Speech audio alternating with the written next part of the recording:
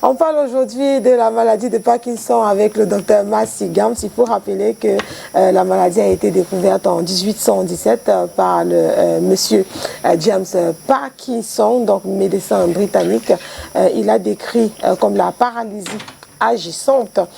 C'est Charcot, finalement, neurologue français en 1872, qui, en étudiant les tremblements et la paralysie, propose donc le nom de la maladie de Parkinson. Le docteur Massi Gams nous donnera plus de détails sur cette maladie. On va aller à la découverte de la maladie de Parkinson. Peut-être qu'on a déjà vu des personnes autour de nous manifester les symptômes, mais sans savoir que c'est là qu'il est question. Bonjour, doc. Bonjour et merci pour l'opportunité que vous me donnez d'être dans cette matinale de STV. Et bonjour aux chers téléspectateurs de STV. Un plaisir de vous recevoir ici sur d'autres plateaux aujourd'hui. Rappelons que vous êtes neurologue et qu'avec vous, on parlera de maladie de Parkinson. C'est derrière ceci.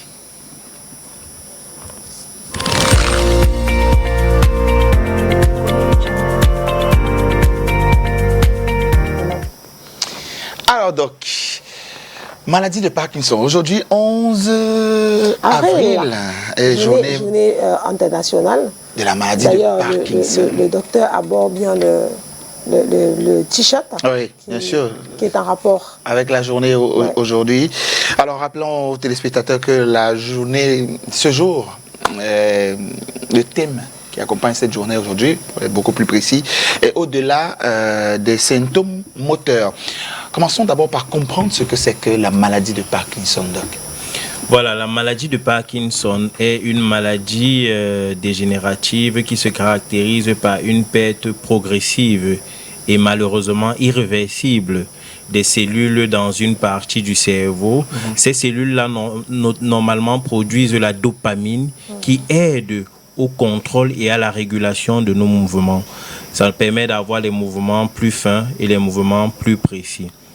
Et on comprend donc pourquoi, lorsque ces cellules-là meurent, on aura des tremblements, on aura une lenteur dans la réalisation des gestes et on aura une raideur également dans le mouvement. Et tout cela va favoriser une perte d'équilibre et donc parfois des chutes. Au-delà de ces signes-là qui sont liés au mouvement qu'on appelle les signes moteurs, on a également les signes non moteurs qu'il faut mettre en lumière cette année dans le cadre de la journée mondiale de la maladie de Parkinson. Et les principaux signes non moteurs sont les troubles sexuels, les troubles digestifs, notamment la constipation, les troubles du sommeil, les troubles cognitifs, c'est des patients qui vont oublier fréquemment, qui vont plus reconnaître les gens, les espaces, et des troubles psychiatriques qui vont se caractériser par des troubles du comportement. Oui, mais finalement, je retrouve certains symptômes relatifs à d'autres maladies, par exemple le fait de ne pas reconnaître des personnes, souvent c'est lié à l'Alzheimer. Est-ce que la maladie de Parkinson aurait un rapport? Je suis un peu mélangée dans les symptômes. Tout comme la maladie d'Alzheimer, la maladie de Parkinson est une maladie dégénérative. Et l'évolution de la maladie de Parkinson se fera vers la survenue d'une démence, comme dans la maladie d'Alzheimer. Donc, les signes qui sont précoces chez les patients parkinsoniens sont principalement les signes que je viens d'évoquer liés au mouvement. Et au fur et à mesure que le patient progresse dans sa maladie, puisqu'il n'y a pas de traitement pour guérir, les signes de démence vont apparaître. Et le malade va finir par être grabataire et perdre son autonomie. Et c'est dans cet état-là qu'il va mourir. Alors, la question qui se pose aujourd'hui, qui est concerné par la maladie de Parkinson? Elle se révèle généralement chez qui? Est-ce qu'il y a un âge où on peut commencer à dire qu'à cet âge, si on peut contracter la maladie de Parkinson? Bon, il faut dire que la maladie de Parkinson touche environ 10 millions de personnes dans le monde. Elle peut toucher les personnes jeunes mais est plus fréquente chez les personnes de plus de 65 ans parce que c'est environ 1,5% des personnes de plus de 65 ans qui sont concernées par la maladie de Parkinson. Elle est rare avant 45 ans et très très fréquente au-delà de 70 ans. Donc c'est une maladie dont on ne connaît pas la cause malheureusement, mais on connaît les facteurs qui prédisposent, les facteurs de risque. Et parmi ces facteurs de risque-là, il y a des facteurs génétiques sur lesquels on ne peut pas changer. On est avec nos gènes, ça nous prédispose à faire telle ou telle maladie. Mais il y a surtout les facteurs environnementaux sur lesquels on peut agir, notamment l'exposition aux métaux lourds, l'exposition aux pesticides, aux engrais chimiques, aux insecticides, notamment chez les gens qui font l'agriculture intensive. C'est des gens qui sont très susceptibles de développer cette maladie-là.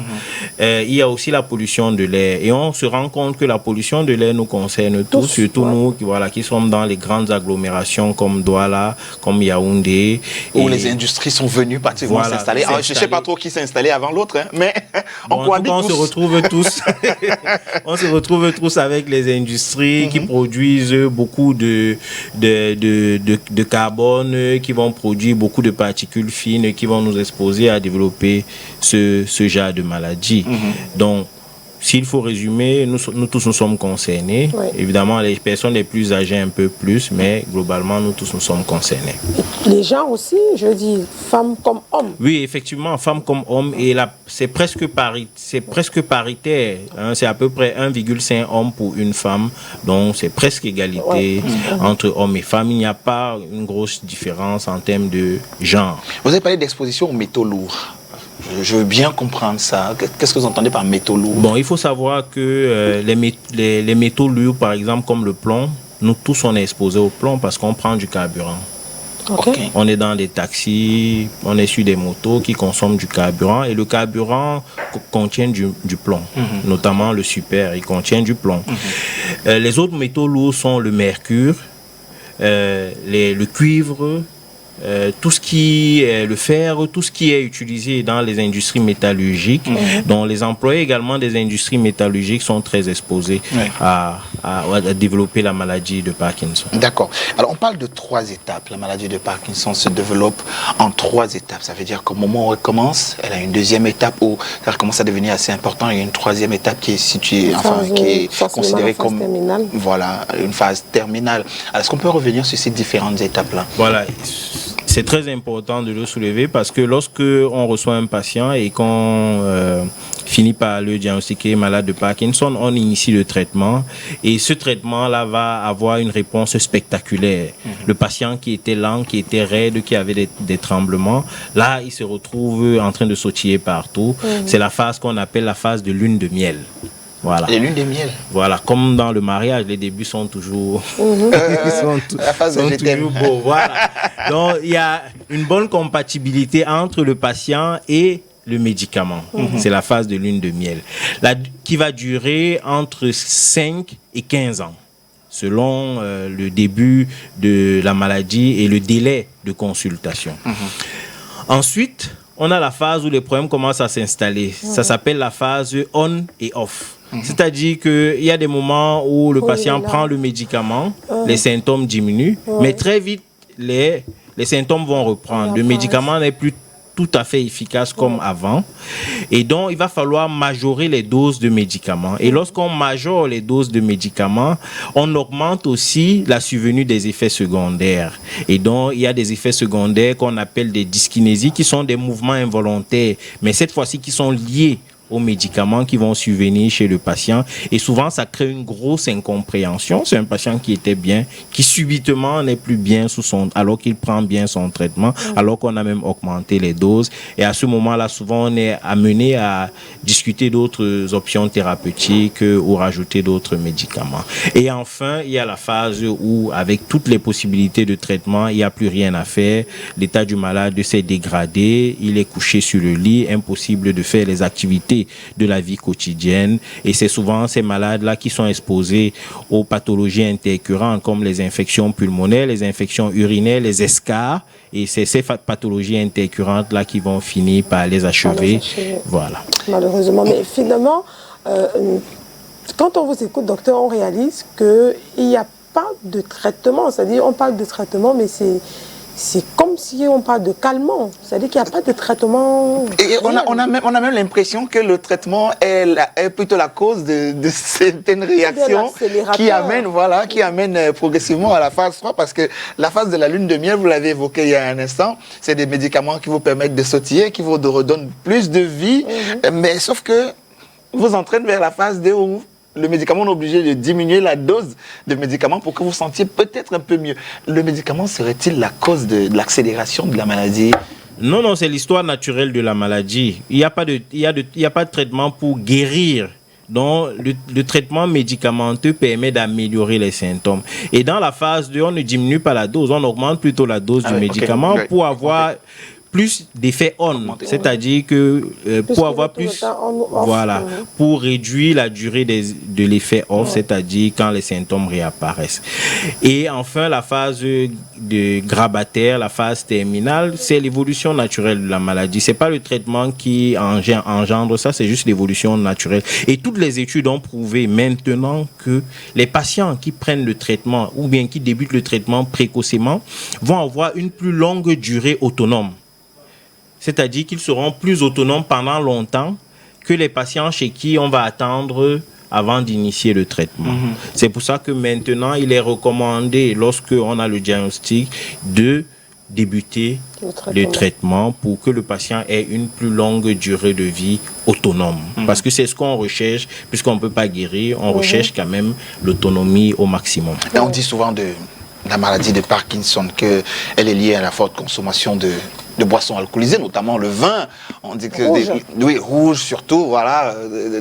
Quand on consomme beaucoup de vin rouge ou de boissons alcoolisées, est-ce qu'on est un sujet Oui, c'est un facteur de risque, mais c'est un facteur de risque mineur. Ce n'est pas un facteur de risque majeur comme l'exposition aux métaux lourds. De toute façon, on sait que l'excès d'alcool va avoir un impact sur notre santé, donc il vaudrait mieux consommer l'alcool avec modération. Mais il y a d'autres facteurs qui sont protecteurs et qui sont plutôt nocifs pour la santé. Par exemple, le tabagisme. Toutes les études ont montré que les tabagiques font moins de maladies de Parkinson. Mais bon, évidemment, c'est pas pour encourager à fumer, c'est juste pour vous dire. Et pourquoi certains de ces fumeurs ont les doigts qui restent noués comme ça après un certain nombre d'années? Ils ont une mobilité qui fait genre... Est-ce que non, je veux dire que c'est juste des déformations d'habitude. Mais bon, les études ont montré qu'ils font moins de maladies de Parkinson que les autres. Et c'est pas pour encourager à fumer parce que le tabac tue. On sait tous que le tabac tue, donc il vaudrait mieux éviter également. Il y aurait des substances peut-être dans le tabac qui... Il y aurait peut-être des substances dans le tabac qui raccourciraient les risques de... Oui, qui limiterait la dégradation des cellules dans le cerveau. C'est la nicotine qui va diminuer et qui va avoir un effet protecteur sur les cellules là qui produisent la dopamine dans le cerveau. C'est important de rappeler ça. Alors, mais ça ne vous encourage pas à fumer. Je voulais faire un rapprochement quand on était petit. Moi particulièrement, on parlait souvent de la tremblote. C'est-à-dire qu'on avait des parents qu'on voyait trembloter dans leur déplacement, qui veut prendre un verre, qui a la main qui tremble, parfois qui veut saisir mais n'arrive pas à saisir et tout. Et on parlait de la tremblote, c'est comme ça qu'on appelait cela. Et donc, dans les recherches relatives à la maladie de Parkinson, je me suis rendu compte qu'il y a comme une certaine synergie entre les deux propos. Est-ce que la tremblote serait la maladie de Parkinson pour aider peut-être ceux qui ne savent pas? Et ça, c'est très important de rappeler qu'un vieux qui tremble, c'est pas normal. Parce que l'expression tremblote voulait dire petit tremblement. Donc, on disait que c'est normal. Mais une personne qui tremble, notamment les personnes âgées, lorsqu'elles tremblent, c'est pas normal. Bon, il y a des tremblements qui sont des tremblements parkinsoniens. Et il y a des tremblements qui sont non parkinsoniens. Mais pour faire la part des choses, il faudrait voir un médecin pour faire la part des choses. Mais je suis convaincu que beaucoup de ces tremblements-là étaient liés à la maladie de Parkinson.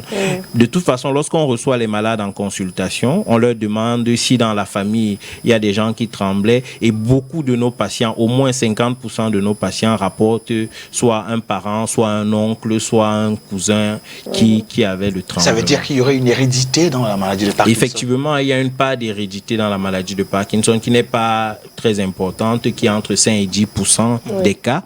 Mais il y a aussi ce qu'on appelle une susceptibilité génétique qui fait que dans certaines familles, la maladie de Parkinson survient beaucoup plus que dans d'autres. C'est-à-dire quoi précisément, la susceptibilité génétique? Ça veut dire que des gens proches de quoi? Avec quel type de gènes? Bon, on peut en parler? Oui. Les susceptibilités génétiques vont toucher des groupes de familles et dans les études qui ont été faites, il y a des endroits précis. Par exemple, en Afrique du Nord, il y a des familles où il y a un gène vraiment qui est transmis de génération en génération. Mais également dans l'Europe autour de la Méditerranée, il y a également de nombreuses familles qui ont des prédispositions à la maladie de Parkinson. D'accord. Au Cameroun, qu'est-ce qui est organisé? On vous voit avec un t-shirt. On comprend que certainement il y a des activités relatives. Voilà. On en parlait.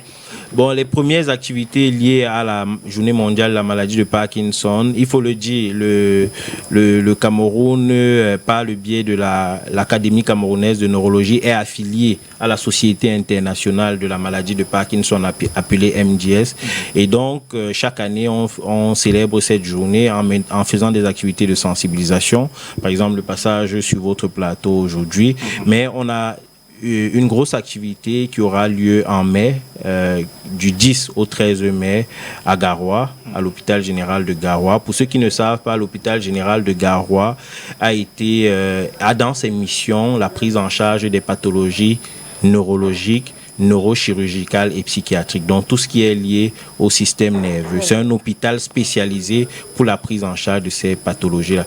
C'est la raison pour laquelle nous allons nous déplacer là-bas. L'ensemble des neurologues vont se déplacer là-bas pour avoir des activités de consultation gratuites.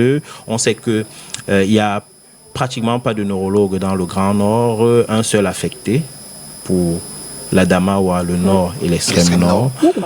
Voilà. Et qu'il y a une faculté de médecine, donc on va aussi participer à la formation des étudiants en médecine et à la formation continue des médecins et des professionnels de santé locaux par 3 jours de formation intense qui vont commencer à 8 heures, vont s'achever à 18 heures pour les capaciter au diagnostic et à la prise en charge de la maladie de Parkinson, mais également d'autres maladies neurologiques. Merci. Super. Merci beaucoup, docteur Massingam, d'être venu sur le plateau de la matinale pour nous parler de la maladie de Parkinson. Donc, un conseil aux familles qui ont des proches victimes de cette maladie, c'est la patience? Voilà. La première des choses, c'est que tout tremblement doit nécessiter une consultation. La deuxième des choses, c'est que lorsque le patient est diagnostiqué malade Parkinson, il a besoin d'être entouré. Les médicaments, eux seuls, ne suffisent pas. Il faudra le soutien de la famille pour pouvoir l'aider dans les activités de la vie courante et surtout qu'il ne se sente pas seul parce qu'on sait que plus le malade est isolé, plus vite il va se dégrader et plus vite il va mourir. Donc, faites démontrer à vos proches qui souffrent de la maladie de Parkinson qu'ils ne sont pas seuls. Merci. Merci beaucoup, Doc. Et puis, bonne journée à vous.